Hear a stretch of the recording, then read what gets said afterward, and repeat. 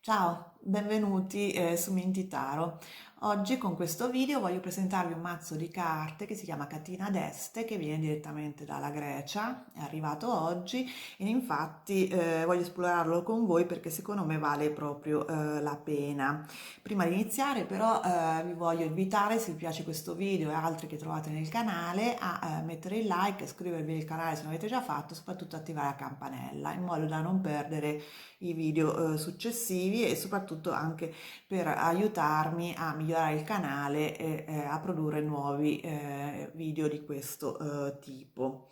Dunque, questo mazzo ha una storia particolare. Innanzitutto, mm, vi dico che non è stato semplice ottenerlo perché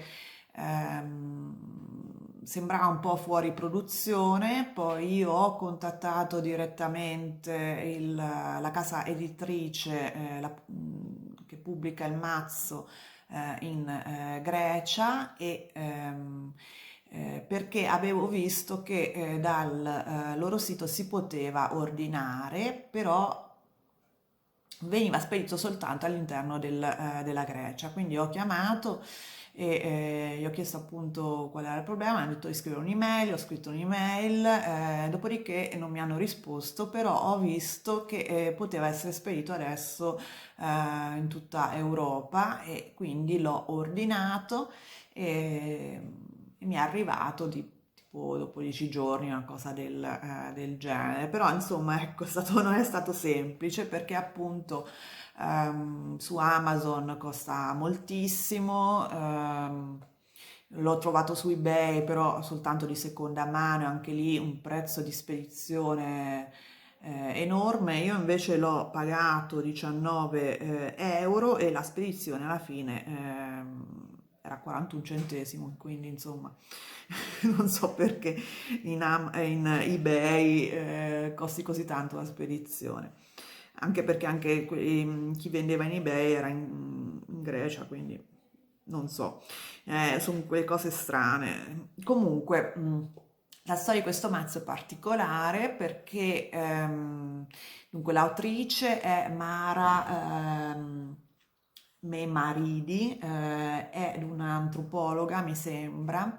Ehm, Ha fatto due versioni di questo mazzo, una greca, una turca, io ho quella greca appunto, perché appunto si rifà a un mazzo che ha un'origine greco-turca, appunto originario, diciamo la prima versione, quella originale, è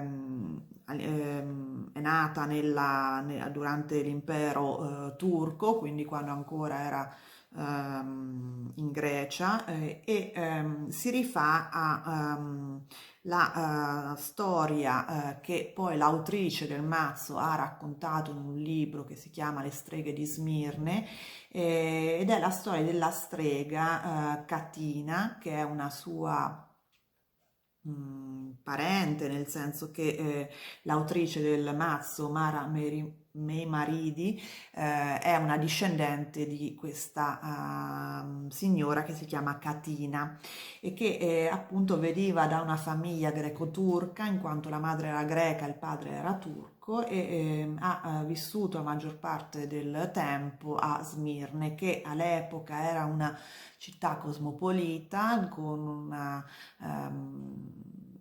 una popolazione molto mista. C'è una grossa comunità greca, un'altra armena, un'altra turca, quindi ha proprio una città estremamente variegata, estremamente internazionale come spirito e tutto quanto. E parliamo appunto della fine dell'Ottocento e mi sembra 1878, una cosa, insomma, quelle parti, le ultime decadi del 1800, quando ha vissuto questa signora Catina che si occupava appunto di magia, detta proprio strega anche dall'autrice del mazzo.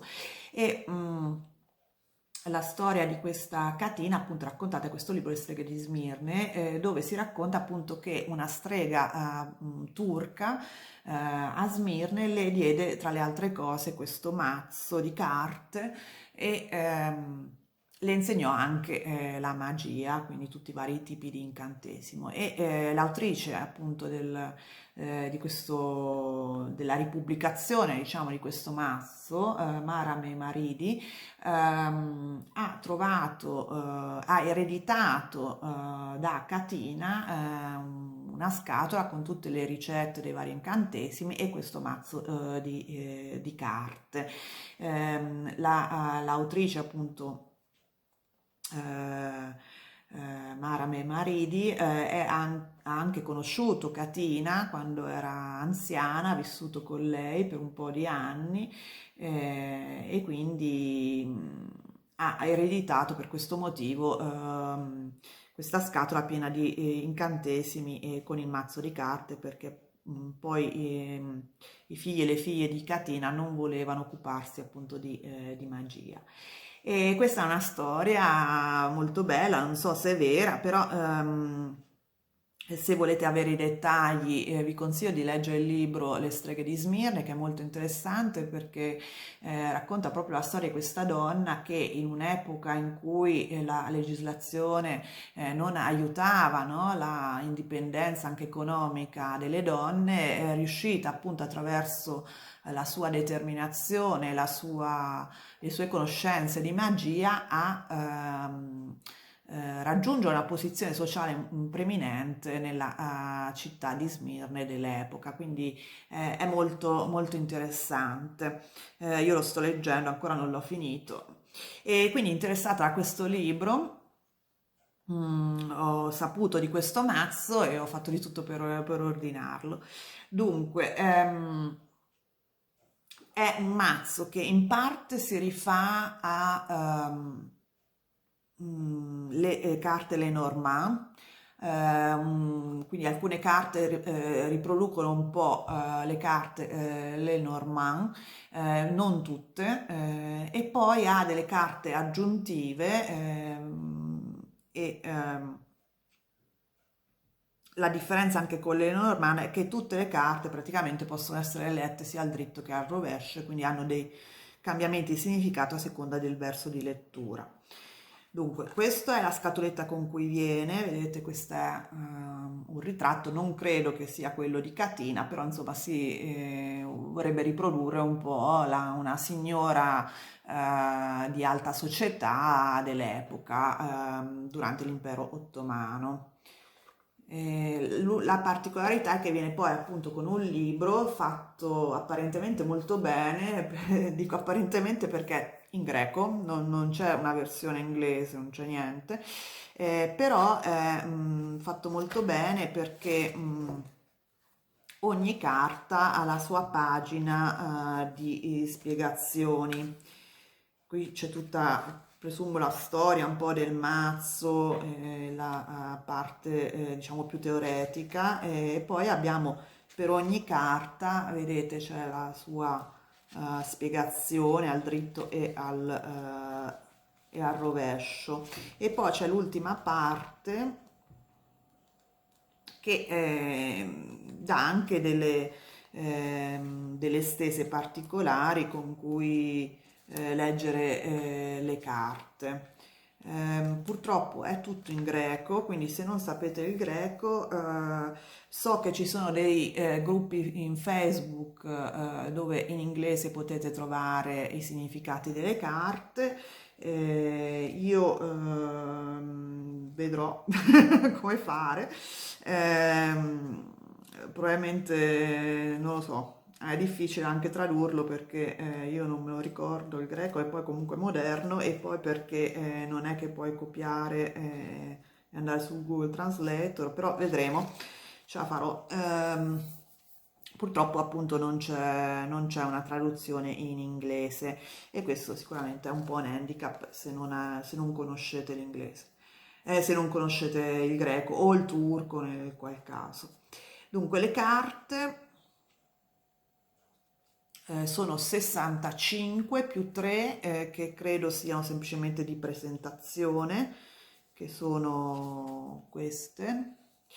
E, e sono piccole, appunto di questa misura, più o meno metà mano. Io poi ce l'ho piccole mani, quindi insomma non sono grandi. Questo è il retro, quindi per leggere avanti in maniera dritta e rovesciata non dovete far caso al retro, perché appunto ve ne rendereste conto. E adesso vi faccio vedere una per una le varie carte, vi spiego un attimo per quello che ho capito come sono divise. Dunque, questa è la prima e questa è proprio Astarti, che è la strega turca che Catina incontra a Smirne, che le insegna tutti i segreti delle sue magie, che le dà il mazzo di carte. Questa è sua sorella, che è una forza invece più negativa, mettiamola così.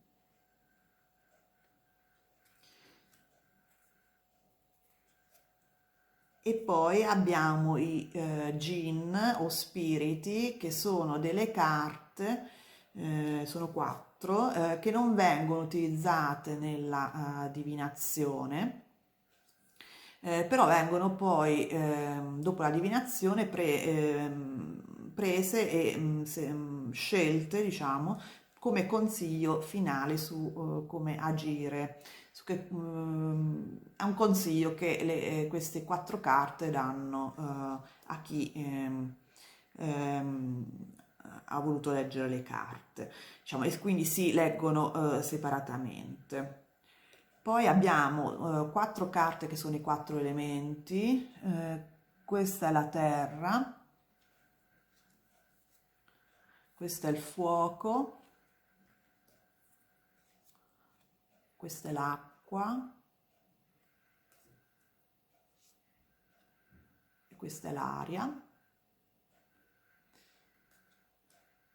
E poi abbiamo molte figure di corte, facciamo diciamo riferimento al sistema dei tarocchi, quindi molti personaggi che possono essere utilizzati sia per descrivere la persona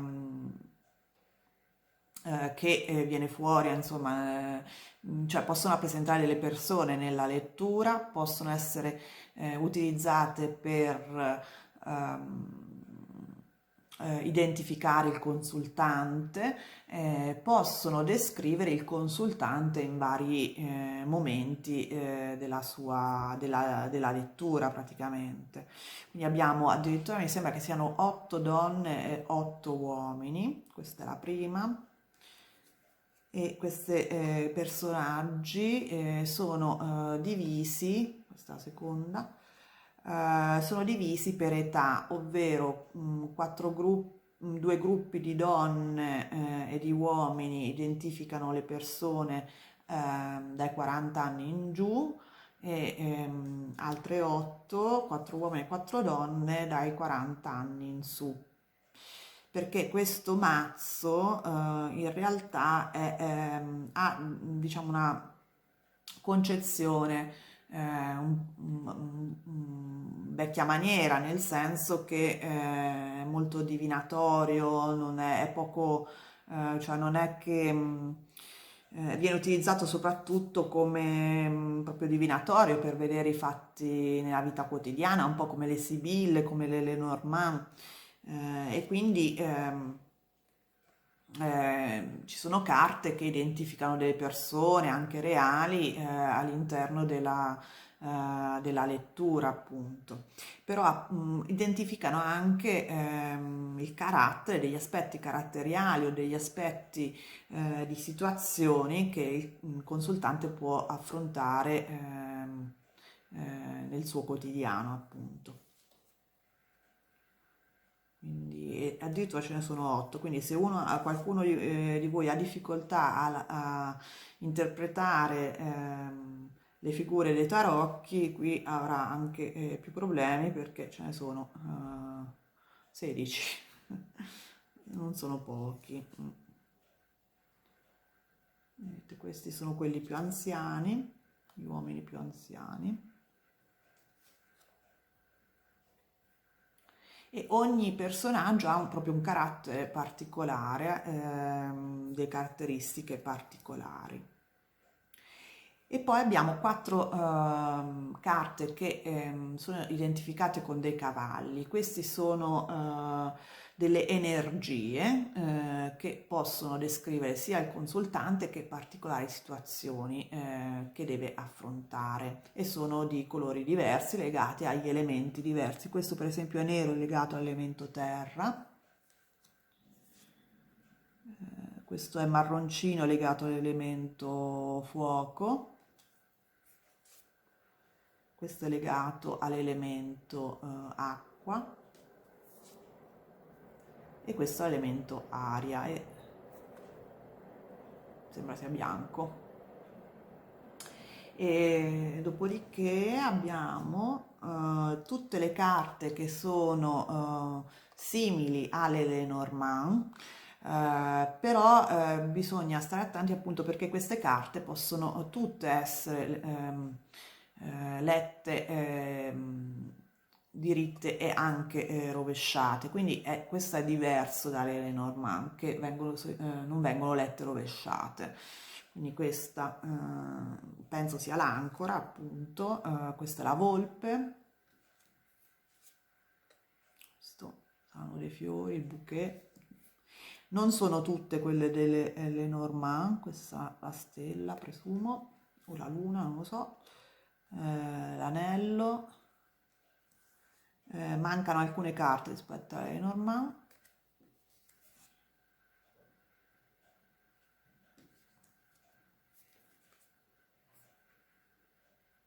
La lettera, l'albero, questo non so di preciso cosa possa essere.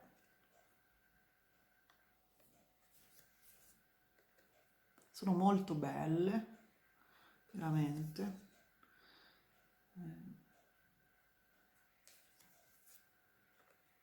Questo è il cuore.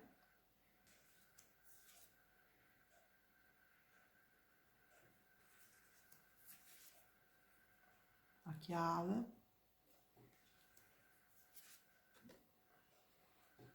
Il libro.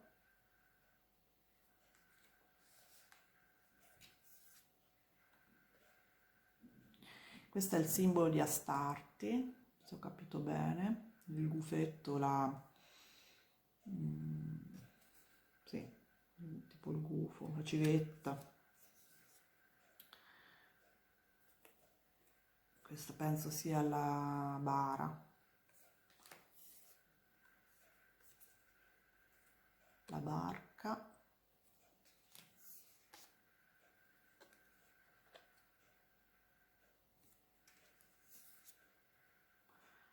L'oppio, credo che sia tipo il Gio Normand,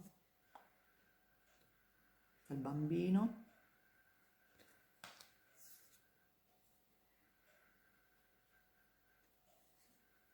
Topi.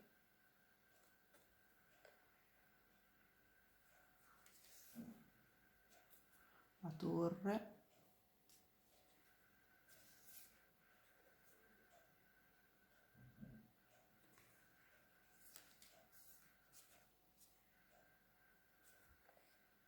Cane.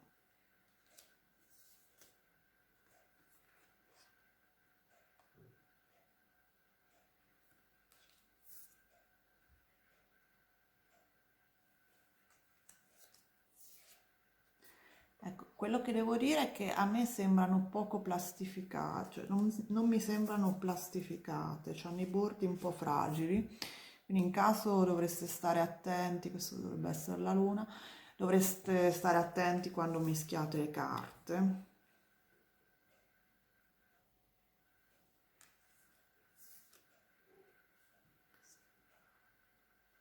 La scopa.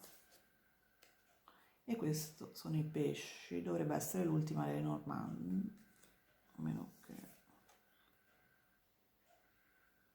Esatto, poi ci sono queste carte che credo siano in più e che non sono parte del sistema ehm, perché sono in totale con queste tre sono 68, invece il mazzo è di 65 carte. Quindi vedete che è un sistema molto complesso che